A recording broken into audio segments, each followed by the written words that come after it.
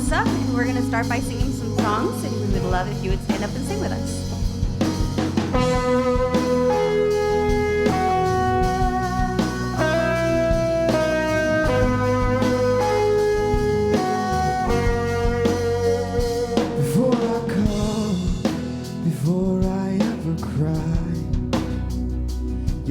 To me from where the thunder hides. I cannot run this heart I'm tethered to. With every step I collide with you. Like a tidal wave crashing over me, rushing in to meet me here. Your love is fierce, like a hurricane that I can't escape, tearing through the atmosphere. Your love is fierce, cannot fail. The only thing I found is through it all, you never let me down.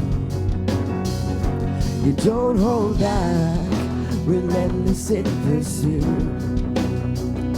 At every turn, I come face to face with you. Sing it out. Like a tidal wave crashing over me, rushing in to meet me here. Your love is fierce, like a hurricane that I can't escape, tearing through the atmosphere. Your love is fierce. Your love is fierce.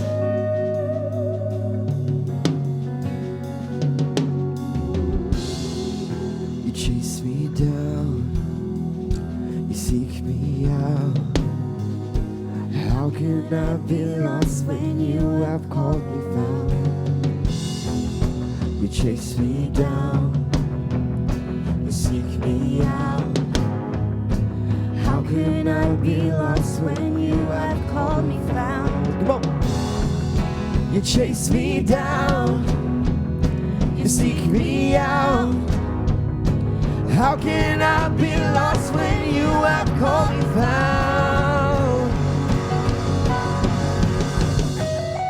Like a tidal wave crashing over me, rushing in to meet me here. Your love is fierce, like a hurricane that I can't escape, tearing through the atmosphere. Your love is fierce. Your love is fierce. You never let go. Your love is fierce. Even now you surround me. Your love is fierce. Your love is fierce.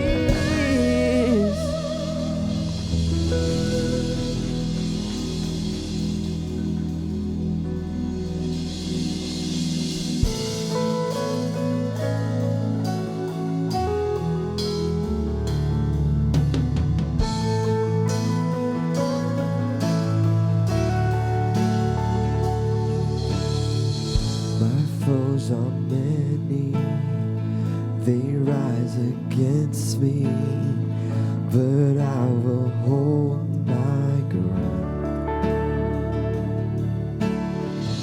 I will not fear the war, I will not fear the storm. My help is on the way, my help is on the way. Oh my God, He will not delay, my refuge and strength always. I will not fear, His promise is true, my God will come through always, always.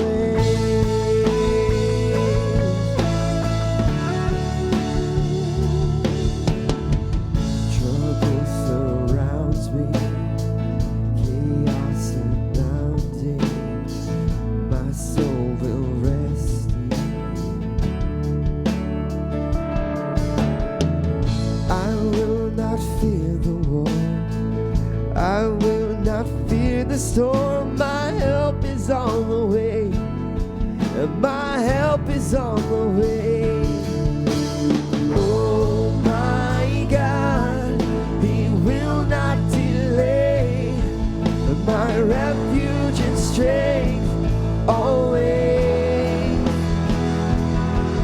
I will not fear, His promise is true. My God will come through always.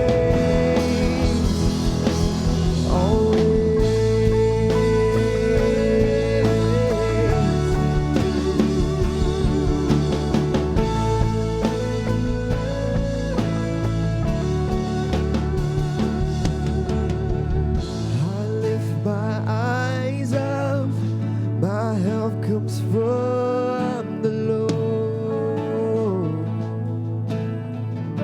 Come on, sing it out. I lift my eyes up, my help comes from the Lord.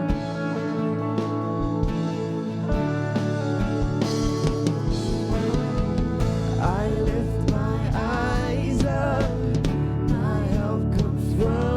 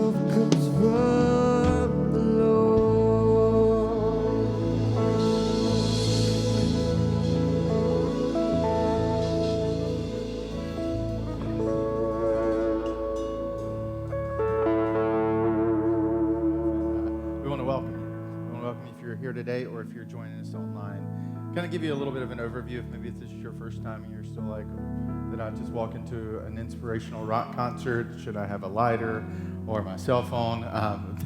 At Encounter Church, we really believe that this 1 hour on Sunday morning can be the most helpful and hopeful part of your week. And part of that is accomplished through just the music. And so you've had 2 songs. There'll be another 2 songs before the service is done. After the next song, I'll come back up and we'll kick off a new series today, one that I'm really excited. One that for the baseball fans is kind of alluding because we're within a month of opening day for the Red Sox, that for some of us who have kids who play ball, you're kind of already getting ramped up for that in that season already. Spring training is happening down in Florida for many of the teams. And so this is one of those kind of series that I think it's just going to be fun, but it's also going to be inspirational and helpful. We're going to talk about what do we do in those bottom of the ninth kind of moments in life where you get there and you say, okay, I know my choices and my decisions are going to have a lot of implications. And so I think this series over the next month is going to be really helpful. Maybe if you're here today and you want to learn a little bit more about the church, or if there's ways we can pray for you, or through the course of the message, maybe even afterwards, we'll share some opportunities for you for ways that you can be involved. When you walked in, you were handed a card, and this is one of the ways that we want to engage with you. You can share prayer requests. You can let us know if you're first time who you are, so we can get to know you and you can get to know us, request more information. But then also, we have an app, And if you go to encounterchurch.com/app, you can download our app, and in the app, you can do everything that this card does, but it's touchscreen, so it's kind of cool. It's like, you know, you can do things with this you can't with this, but you can also follow along the message today. We try to make it very simple and clear, and so you'll see the Bible passage from the message.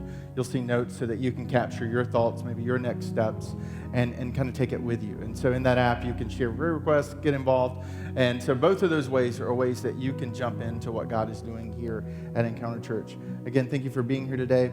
Let's continue to sing, and after this song, I'll be back up to kick off our new series, The Bottom of the Ninth.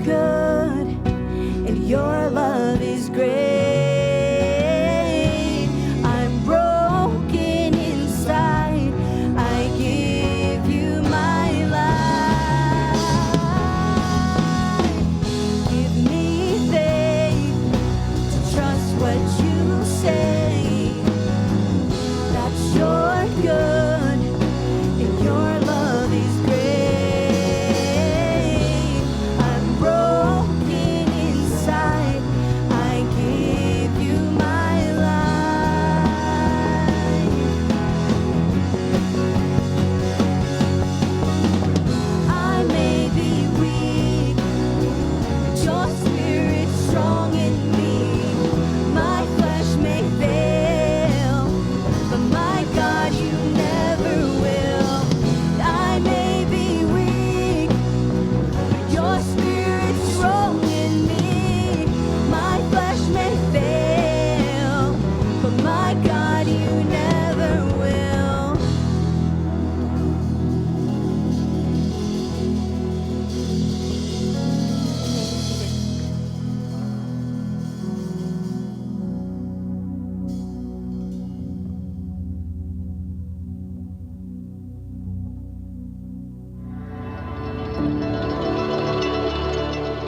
It's a game of history, of craftsmanship and skill. A game of traditions and legends. A pastime, full of stories of rivalry, of teamwork, of great victories and devastating defeats. The outcome is often determined by preparation and precision. But sometimes it all comes down to an unexpected moment in the bottom of the ninth.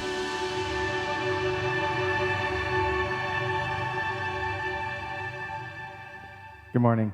In 2004, the Red Sox found themselves in a place that Sports Illustrated writer John Donovan said they should have never been in. They were in the American League Championship Series. And they were fighting and battling one of the worst teams in America, always the New York Yankees. And they were in the midst of the throwdown, and the Yankees were up 3 games, and the Red Sox had won none. And at that point, very similar to the Patriots about a month ago, everybody pretty much written them off. Here's this wild card, lucky team that's made it in all the way to the championship series for the American League, but yet here's the final moment for them. And it gets to the bottom of the ninth in Game 4, and the Yankees are leading. And then something extraordinary happens. The Red Sox begin to rally. They begin to press back and push back, and then in the midst of the 12th inning, David Ortiz hits a home run that pushes them into Game 5. And then in the 14th inning, David Ortiz hits an RBI that pushes them into Game 6. And then the Red Sox win that with Kurt Schilling and his bleeding ankle that he plays for 7 innings. It's incredible. And then the Red Sox make history because they go to the Game 7 where at that point no one had ever made it. No team had ever come back from that kind of deficit to make it to Game 7. And in Game 7, it's not tight. It's not close. The Red Sox walk away with the victory, which throws them into the World Series. A World Series that they should have never been in the first place, and they do something extraordinary. They walk away with the World Series with the St. Louis Cardinals, and in doing so, not just appear in the World Series for the first time in 18 years, they win, which you already know this, the World Series for the first time in 86 years, which begins this decade of dynasty that sports writers would agree that in the last 10 plus years, no city in America has dominated the sports headlines like Boston. Because in that midst of 10 years, it's not just the Red Sox, it's the Bruins, it's the Celtics, it's the Patriots. We begin this run, this dynasty of victory, and Boston dominates the headlines. And yet, so much of that 2004 kind of victory, that World Series championship, can be traced back to that bottom of the ninth moment where a player is walked, a ball is hit, and the Red Sox as a team begin to rally and tie it up in the course of just 3 outs. What I love about sports is that sports provides a metaphor for life in ways that sometimes it's hard to grab hold of, because sports has a finality, right? There's a sense you see the scoreboard, or you know there's only 27 outs and then it's done. And there's this sense of finality in that you can see it's very clear win or lose. And that we draw from sports metaphors. And over the course of this month, I want to lean on this sports metaphor, the bottom of the ninth, that for some of us, for all of us at some point in life, and for some of us at this point in life, we find ourselves in a moment where we're at the bottom of the ninth, where we're faced with choices and challenges and pressures in our life that will determine, that we recognize that what we do in this small stretch of time will determine the outcome. It's not that all the moments leading up to this wasn't important. It's just that somehow in this moment, we will have some kind of decision that determines how this thing plays out. And for us who are in this room who happen to find ourselves in that moment, or for us who are just waiting on that moment to come because we're still in the 6th inning, we will all find ourselves eventually there. And over the course of this month, we want to talk about what do you do in that bottom of the ninth? What do you do when what you really need is a comeback, when you need a turnaround in your life, in your finances, in your relationships with your children, with your future spouse, with your career, with your faith. What does it look like to have a turnaround and to have a comeback? And here's why I think we are uniquely positioned to talk about this, is because Christianity is built on the original comeback kid. Because God's Son dies and is stuck in a grave, and 3 days later he comes back. And in doing so, sets up a motion and momentum for us as a people of faith, or if you happen to be in here and you're exploring it, sets up a religious system known as Christianity that is rooted in the fact that no matter how dark it gets, we still believe there is a chance for resurrection, because he was the comeback kid. And our hope as Christians are based in that, and that Christianity is centered around the idea of the original comeback kid. And so over this month, leading up to Easter, we just want to dive into this idea of what does it look like to be people who come back, who break through, who have a turnaround in the midst of our life. And I want to jump to one passage today. It'll be a very short, simple passage. In some ways, it's self-explanatory, but there's so much richness in it. I want to mine it out. I want to pull it out for us, because it's this first step along the journey of us becoming a comeback kind of people, to have a breakthrough, to be people who don't just settle for breakdowns in our lives. And this passage is found in a letter written almost 2,000 years ago, around 50 AD, by the Apostle Paul, a man who had spent his early kind of career as a Jewish rabbi with the equivalent of a Harvard PhD at the time, and kind of committed to destroying this new faith that's kind of formed in the wake of the resurrection called Christianity, that he begins to systematically stomp it out. He begins to systematically try to kill and arrest all those people who claim to be Christians, and in the process of doing so, ends up having this incredible experience where Paul himself becomes a Christian. And a man whose life had been committed to stopping the church is now a man whose life mission has become committed to starting the church. And one of the churches, a group of churches that he starts, is in this region called Galatia, which is in the kind of the Turkey-ish area today. It's that Middle East kind of region, and in the midst of that Macedonia, that whole region, churches are started. And Paul, as he's continuing to travel around telling people about who Jesus is and what Jesus has done and the freedom and the grace and the mercy and the love that he brings, Paul doesn't lose track of the churches he started. And so what he does is, in a day and an age where there's not email, text message, he writes letters. And Paul writes these letters to these churches, and one of them is in the New Testament, and we call it the letter to Galatians. It's a very short letter. We've broken it down kind of in the process of translations through the years into 6 different chapters. And what I want to do is focus on one of the final sentences Paul writes to this group of churches. Now, Galatians is loaded. There's so much information, and we don't have time to unpack it all. But let me kind of give you the gist of why Paul writes this letter to the churches in this region called Galatia that we now call the book of Galatians. They had started really strong. Paul had really helped to see multiple churches being born, and there's this energy and there's this momentum. People's lives are being transformed. But somewhere along the lines, some people from the outside begin to come in and start to distort the teaching.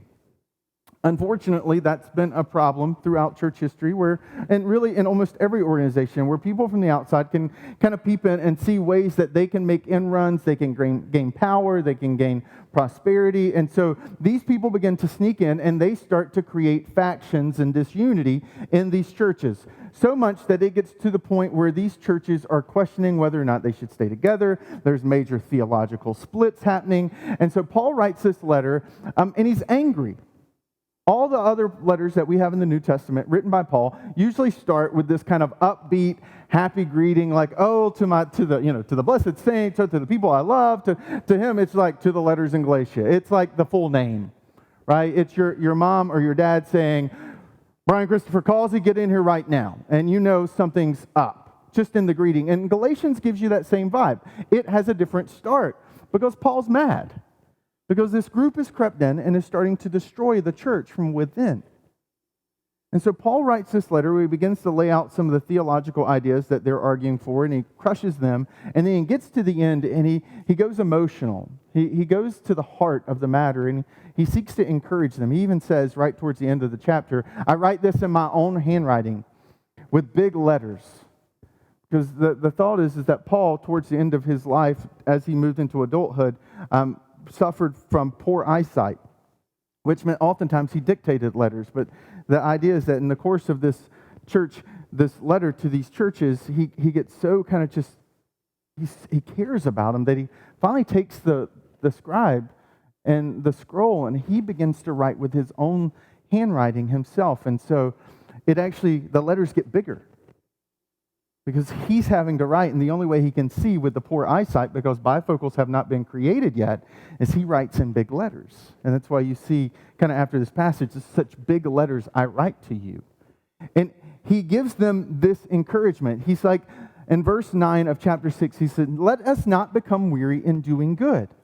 For at the proper time, we will reap a harvest if we do not give up. He gives them a series of let us statements, and this is one of them. He's wanting to encourage them because he recognizes that there is a group of people in this church who've tried to stay faithful, and they're starting to get weary. They've started to question whether or not this thing is worth fighting for. They've started to question whether or not they should even try anymore. And Paul writes this single passage, this single statement to encourage them and to inspire them and to remind them. And I want to use that passage as kind of a starting point to this series over the course of the month where we talk about having a comeback moment in our bottom of the ninth. Because they're in their bottom of the ninth. They're in a place where they're getting ready to make some choices and decisions. And Paul's word to them is the same word to us. And he says, don't give up. Stay persistent. Which we've all heard, right? There's cats dangling on trees with that quoted underneath in almost every kind of office space and workspace in America. Or some cute animal barely hanging on where it says, don't give up. But Paul's not just drawing from this idea, oh, we should be people who stay persistent. He's trying to unpack for them the reasons why. So let's kind of jump into that so that we can see why, like them, we should see the key is persistence and why we should stay engaged in the game when the game is still being played. He says, let us not. He's just kind of giving them this challenge, this reminder. He's like, I know the factions have caused you faithful to have really questioned whether or not you should stick in and try to finish it, but I want to give you a command, and here's why. He's like, let us not become weary in doing good. And it's really simple to kind of read through this passage and realize that the actual words being written were not English. Paul spoke Greek. He wrote his letters in Greek. And it's in the Greek text. It's in the original handwriting, the language of what he says to them that actually gives us a lot more insight. And so that's what I want to do is kind of navigate what Paul's trying to invoke. What he sees and what he's saying is he's pulling from a metaphor. In the same way that we're using this sports metaphor of bottom of the ninth, Paul uses a metaphor from farming. He says, let us not grow weary in doing good, for at a proper time we'll reap a harvest. And the harvest is kind of the first clue that he's using some kind of metaphor to encourage them. But then there's another word in there too that's hidden in the English translation that in the Greek would have been very clear. You see, when Paul says, do not become weary, and then at the end he says, do not give up, he's using a play on words. He's using a specific word that's a very visual image that kind of lends itself to this idea of farming. So farming's the metaphor. Farming's the idea that he draws from. And his first kind of part of his encouragement to is like, don't give up. You're going to be discouraged. And he's like, and the process of trying to do good, you're going to find that in trying to do good, discouragement will be a travel companion for you. Right? It's hard to do good, isn't it? It's really easy to be selfish. It's really easy to say some really unkind words. It's really easy to cut down when you've been cut. It's easy to tear down when someone tears you down. And whether or not you're kind of a theological, spiritual person and you're in this room and you would just say, well, that's just physics, that's thermodynamics, that's just everything's moving to disorder and chaos. As Christians, we would say we see the first few chapters of the book of Genesis explain it as the fall, that the world is broken, that everything in the world drifts towards disorder and brokenness. That none of us drift towards greatness, none of us drift towards a better life. We have to work to get there. Because there's something in this universe, there is a current that works against us. And Paul's recognizing that, and he's encouraging, he says, look, doing good is hard. Building a great marriage is hard. Having a healthy relationship with your children is hard. Having a healthy relationship with others is hard. Staying pure is hard. Doing good is difficult. He's saying, I just want to remind you that, and in the process of trying to do good, what you will face is discouragement. And he pulls this visual, and I love it. He's reminding them in the process of planting the seeds. So back in the day, in this context, when people are writing, pants have not been invented yet. We should be really grateful for pants, all right? Let's just be honest. Pants are a good idea. Because prior to pants, men and women kind of both wore what would be kind of the essentially skirts, right? And the skirts, which are really good for air conditioning and natural airflow, would present challenges when you actually had to do work, right? So if you're bending down, hello, or if you're having to do things where it provides your legs moving kind of pretty quickly, especially farming when you're trying to navigate fields and you're pulling crops. So what would happen is the men in the fields or the women in the fields, they would have these belts on, and they would begin to do this like cool belt thing, and they would tighten it up, and they would turn their skirt into pants. This idea of girding their loins, and they would kind of, and essentially they would make pants, which is awesome. It's so much easier to work in pants than skirts, and doing manual labor, and bending down, and picking up crops, and planting seeds, and digging holes, and pulling up weeds. But what would happen over the course of doing all that is that the belts would start to get loose. And as the belts got loosened from kind of the constant movement and bending down, stretching, the fabric would start to stretch. And what would happen is your pantsuit would start to turn back into a skirt. And so it'd start to kind of hang loose, and it'd start to dangle, and it'd start to get a little kind of uncomfortable. And if you've ever worked uncomfortable, you know what starts to happen is you start to kind of get a little lazy. And literally the idea, Paul says, don't be slack in doing good. He's pulling this image that as you're trying to do the work, you're going to naturally, that just the natural flow of things is things are going to start to get loose, and you're going to start to have hindrances, and you're going to start to face discouragement. And he moves from internal to external. That most of us, we end up giving up on our relationships, we end up giving up in our finances, we end up giving up with our kids, we end up giving up in our careers, we end up giving up on our ethics. All because, not something externally, but because internally we started to just get discouraged. And Paul's like, don't go slack. Don't get loose. Remind yourself regularly that you need to tighten up and that you're fighting for something. You're doing something good, and it's important. Don't get loose in that. And he's drawing out of this first metaphor of this belt that will naturally get loose as you work as a reminder to them. That be mindful of the discouragement, because here's the warning. We have all been in places in our lives where we have allowed temporary feelings to influence permanent decisions. Isn't that terrifying? When you look back and you realize I made permanent decisions based on temporary feelings. And sometimes those permanent decisions have consequences that ripple for decades or a whole lifetime. All based in that temporary feeling that we had in a moment. And Paul's like, don't lose sight of that. Stay tight. Don't become slack in doing good. Because, he moves on, at a proper time we'll reap a harvest. But here's my question before we press in and kind of dig into the rest of the passage and wrap up, is there an area in your life where you've begun to get slack? Is there an area in your life right now where the what ifs, the feelings of failure, all these temporary things happening inside of you has started to allow that belt to loosen around you? And you're beginning to question whether or not it's worth it. This very good thing is now debatable, whether you should even be doing it in the first place. Maybe you're tempted to believe that in your relationship with your spouse, or maybe you're tempted to believe that in a future relationship with a spouse, or you know what, I need to compromise on what I believe I'm looking for because it's just never going to work out. My problem is my standards are too high. But maybe there's an area right now where you're tempted to kind of loosen up because you realize if you're willing to bend the rules a little bit, you could get a little bit further ahead at work, a little bit faster than everyone else because everyone else seems to be doing it.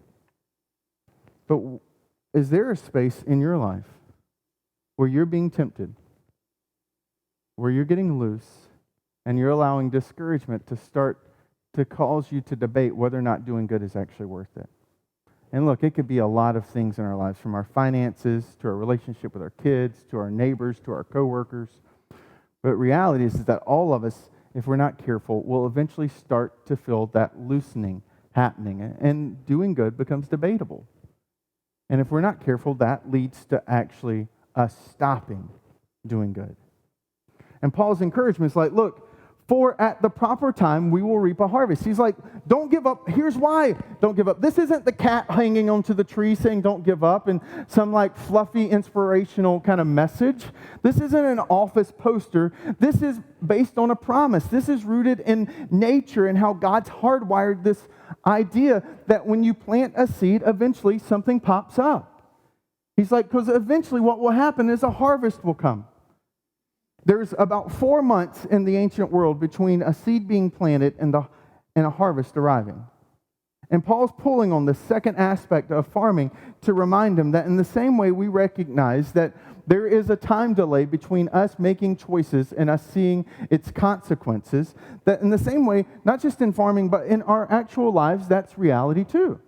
He's like, look, 4 months is the minimum you have to wait to have a harvest. And in doing good, it can be even longer. For some of us, those doing good moments, they're not 4 months, they're a decade of trying to rebuild a relationship. Or they're years of trying to restore a broken relationship with our spouse.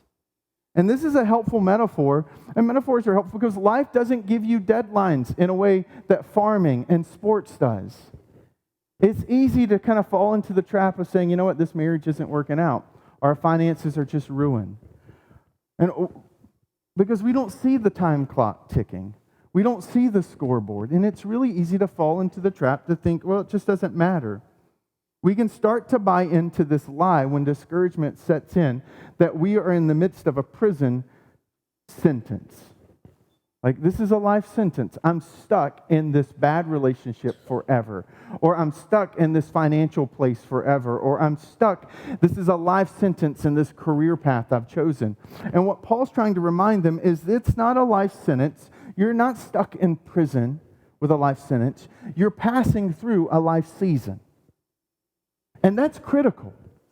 Because when you are in that moment, it feels like a life sentence. Right? When you have a brand new baby and you're not sleeping, it feels like you will never sleep again. Or you will never stop changing diapers. Right? There's these things that just, when we're in it, it feels like forever. Because those feelings, those temporary feelings, distort our view of reality. And Paul's saying this is not a life sentence. This is a life season. And remember that there is a season to plant seeds, but there is also a season to harvest. And that season of harvest is what we're to keep our eyes fixed on.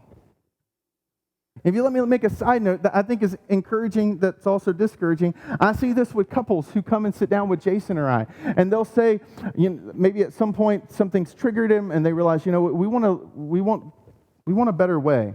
We want a better life than what we have. Or maybe it's a parent with a child they've caught them doing whatever, fill in the blank, and there's a little bit of alarm, and so they come and we sit down, and you can almost set a timer by it. You can put a date. About 3 to 4 weeks later, after they're getting started, you're going to hear these words typically. I just don't think it's working. I mean, it happens almost every single time. I just don't think this is panning out. We're trying now. And I want to say, look, you didn't get here overnight. You are in the midst of a season of harvesting from the choices you made in another season. The financial decisions you made in that season have come to harvest in this season. Or those relational neglect decisions you made in that season are coming to harvest in this season. And while that may sound discouraging, it's also encouraging. Because that means if you plant different seeds in this season, eventually you will get to this season of harvest too. And maybe you're in that place and you're saying, look, we're trying to turn around our marriage, or we're trying to turn around our relationship with our coworkers or our kids, or whatever it may be for you. And I would say, don't give up. Don't let a current season of harvest from a previous season of life stop you from moving into a better place. Because if you're faithful in this time, eventually you will arrive at the other one. And that's what Paul's trying to remind them. Don't let what is happening with this group cause you to back away from the church here. He's saying, look, stay faithful. Because at a time, your good deeds, your faithfulness, the way you're loving and the way you're forgiving and the way you're standing for truth will eventually come to harvest. And they'll have passed away and you'll still stand and the church will be better for it. And he's trying to remind them that it's not a life sentence, it's just a life season. And don't lose track of that. But then he gives them this closing conditional statement. He says, if, which is critical, if we do not give up. So in all that I've said to you, the key is when he says don't give up. The key is to not back away. Because if we back away, we miss out on the harvest. If you plant the crops and you just leave, you never see the harvest. Napoleon Hill, who's famous for a couple different books that he wrote in the early 1900s, is kind of probably specifically famous for his Think and Grow Rich book. But most people don't realize is that was born out of research, and that was born out of a lecture series that was sponsored by an insurance company in Baltimore, Maryland. And if you happen to go back and you look at the original lectures, it's in the midst of that original lecture series that he tells a story that becomes famous in the book.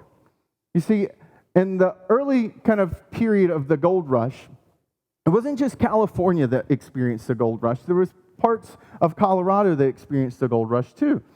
And this specific man, R.U. Darby, and his uncle kind of got wrapped up. His uncle specifically got caught up with the gold rush, and so they traveled to Colorado. In the midst of kind of early kind of testing out the ground, they found an area where the mine and what they were pulling out from the ground looked really promising. In fact, it was so promising that they were told that they could be standing on the biggest gold mine in Colorado. And so they traveled back to Maryland. They sold and borrowed from their family and raised enough money to travel back to that same spot in Colorado, where they began to bring in the heavy equipment and they started to dig and trace the vein of gold ore. Well, the first car that comes out of that mining is really promising. It's confirmed they're sitting on the biggest gold mine in all of Colorado.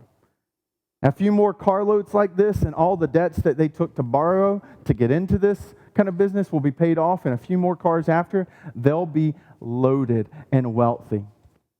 And then something happens. As they keep digging, the vein of gold ore that they were tracing back to the mine dries up completely. And they start to get discouraged. And they eventually stop digging. And now they have the challenge of debt and machine. And so they find a man in the community who's considered a junk man, a guy who buys the stuff back. And for $200, he purchases all of their machines. And the Darbys travel back to Maryland, broke and disappointed. Well, the junk man goes back and elicits some experts, because there was a lot of promise in where they'd been digging. And some of the experts looked at it and evaluated it and said, you know what? There's something in geology called fault lines where the earth shifts. And so the experts concluded that there had been a fault line movement and encouraged the junk man to keep digging. 3 feet from the point where the Darbys stopped, he picks back up on the vein and discovers a gold mine worth millions of dollars in the early 1900s. R.U. Darby finds out, and it rocks him. He goes into insurance, and he kind of develops this life mantra for himself. I'm only 3 feet away from gold. Don't give up.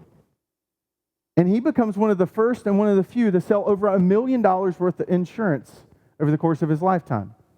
He becomes really successful. He establishes an insurance company in Baltimore, Maryland called the R.U. Darby Insurance Company and Associates. And he sponsors the lecture series that Napoleon Hill gives where this story is told.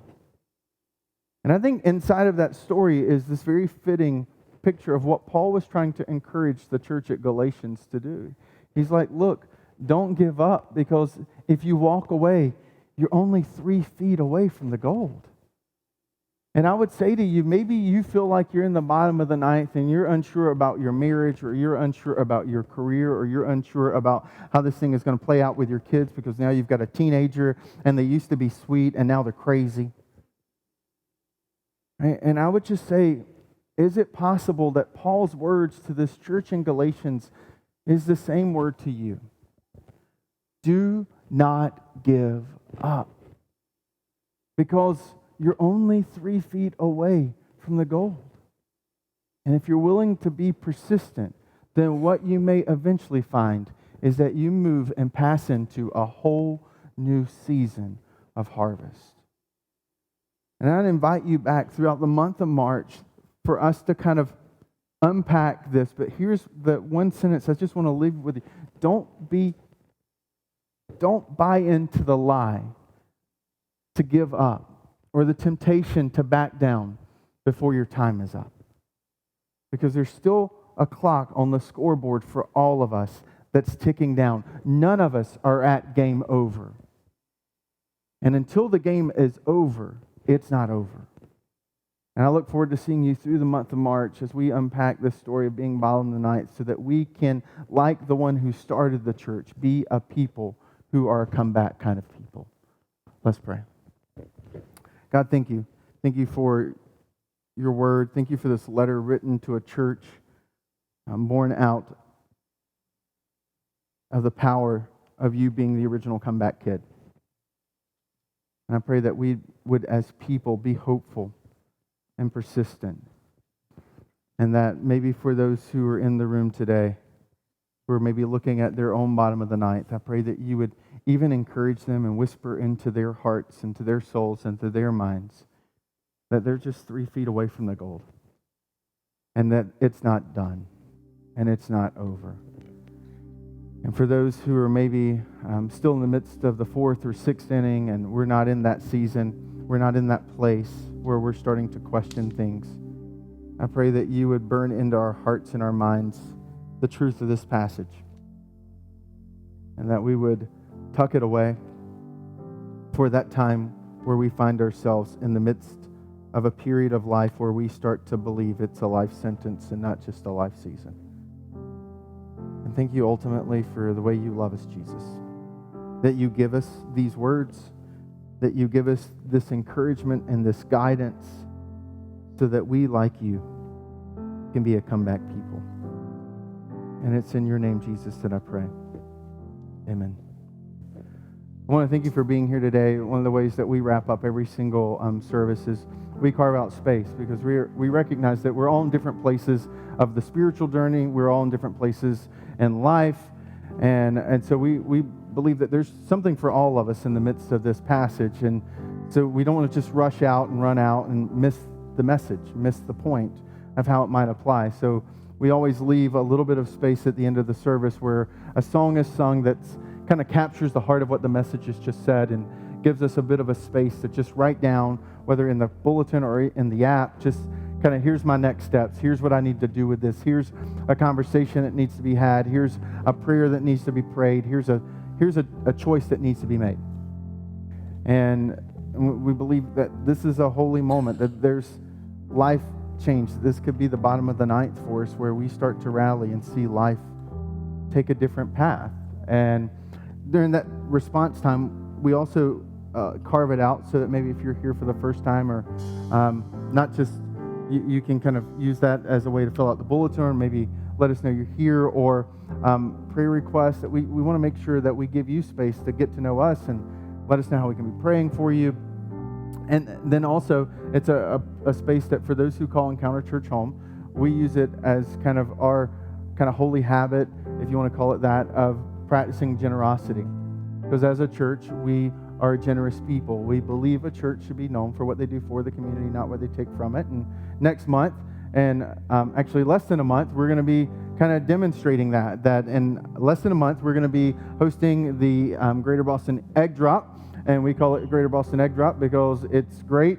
And people from everywhere, and it's not just about 50% of Dedham kind of shows up, and then 50% from everywhere else shows up. And last year we had about 2,000 people who showed up for the Greater Boston Egg Drop. And if maybe this is the first time hearing about it, let me kind of act it out. Helicopter flies up, drops a bunch of eggs, plastic eggs with candy. Kids are like, oh my goodness, there's a helicopter with eggs dropping plastic candy, and then we release them, and they walk very controlled, very safely to the drop zone, and they pick up their eggs and they go home, and they're like, this is incredible.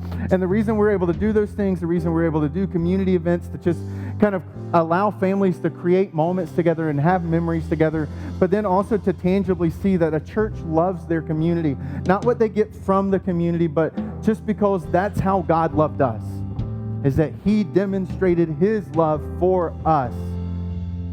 And that we believe we should be a people who demonstrate our love too. And so you're going to see the announcements for that and the sign-ups for that going out in the next couple of weeks. But we're able to host that event not just because of the generosity of the people and their money, but also because of the generosity of their time. And so if you're interested in being part of that, there are different ways that you can serve the day before the event, the day of the event. You can come before the event so that you can still bring your kid to be amazed at a helicopter hovering and dropping eggs. There are so many different ways you can be involved. And in the app, you can just sign up and let us know, hey, I want to be a part of that egg drop, and we'll get in touch with you and kind of let you know how that can happen. Or even on the card, you can just write, I want to be a part of that helicopter thing. And we'll know what you're talking about, and we'll contact you and say, here's some of the different opportunities. So I'm going to invite you to stand. Our band's going to lead us in a closing song.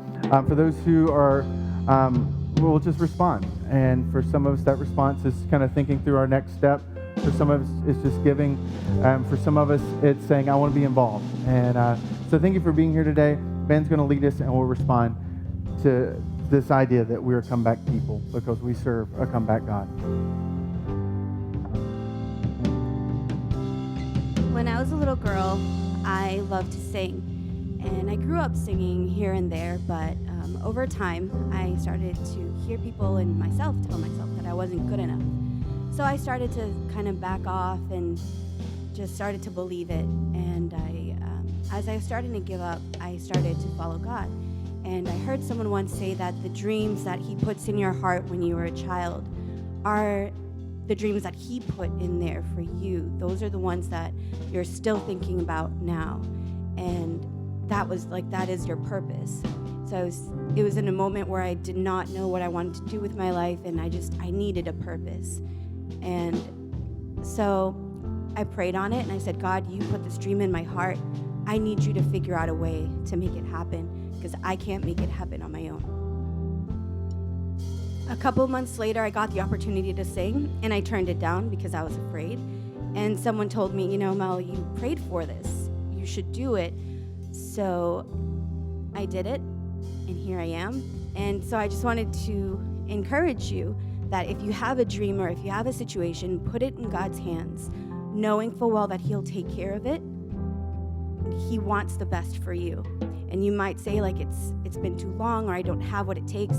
God created time. Time is not an obstacle to him. If you don't think that you have what it takes, he created you, and he has what it takes. Nothing is impossible to him.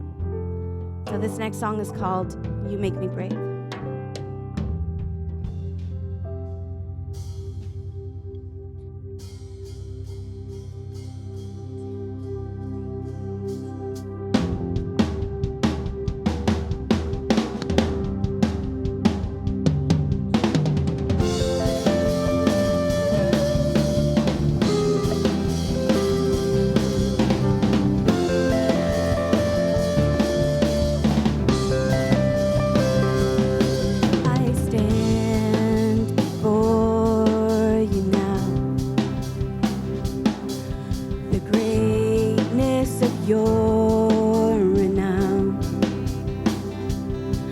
I have heard of the majesty and wonder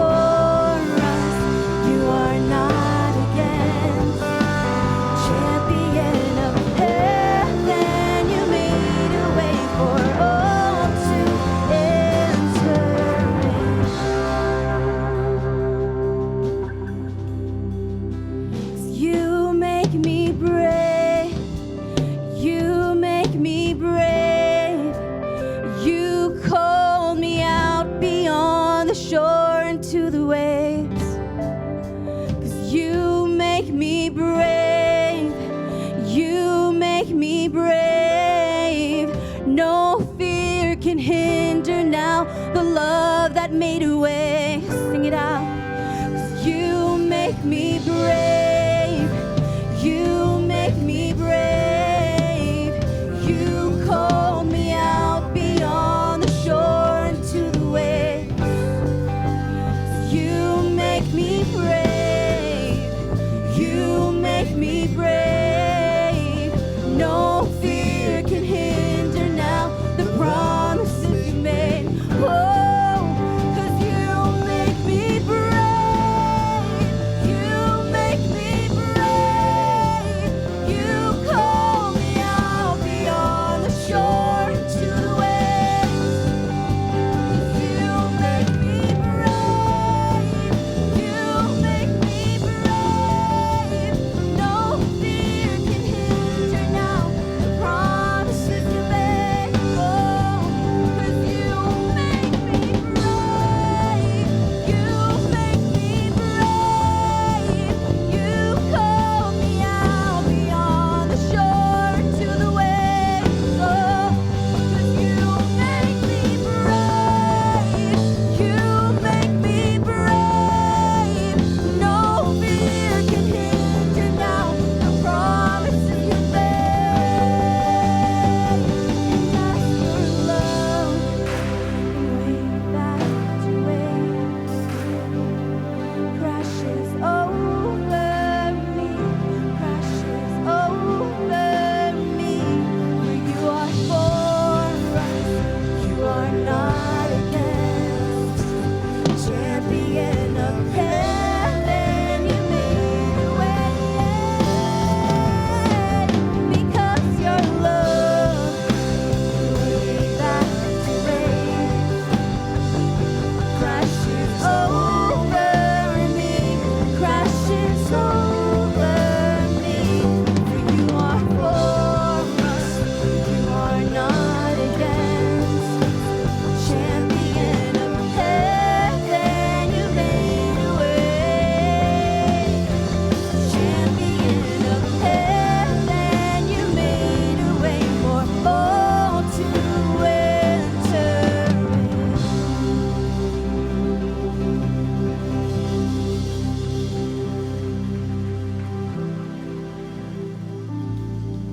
Thanks so much for being at Encounter Church today. We hope today's message was both encouraging and helpful to you. Feel free to stop by Starting Point on your way out as you leave today, whether you have questions about who we are or are looking to get more involved. Maybe sign up for the egg drop or a life group. We'd love to talk with you there. We look forward to seeing you next week as we continue our series. Until then, have a great Sunday and a great rest of the week.